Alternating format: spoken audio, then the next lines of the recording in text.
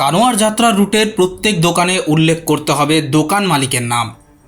উত্তরপ্রদেশ, মধ্যপ্রদেশ এবং উত্তরাখণ্ড সরকারের এই বিতর্কিত সিদ্ধান্তে এবার স্থগিতাদেশ দিল সুপ্রিম কোর্ট।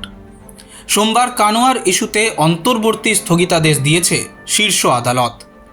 সেই সঙ্গে রাজ্যগুলোকে নোটিশ পাঠানো হয়েছে। 4 দিন পরে এই মামলার পরবর্তী শুনানি হবে। উল্লেখ্য, কানোয়ার নির্দেশিকার বিরোধিতা করে সুপ্রিম কোর্টে দায়ের হয়েছিল বেশ কয়েকটি পিটিশন। আবেদনকারীদের তালিকায় ছিলেন তৃণমূল সাংসদ মহুয়া মৈত্র। আপাতত সরকারি নির্দেশে স্থগিতাদেশ দিয়ে 3 রাজ্যকে নোটিশ পাঠিয়েছে শীর্ষ আদালত। জানা গিয়েছে 26শে জুলাই এই ইস্যুতে ফের শুনানি হবে।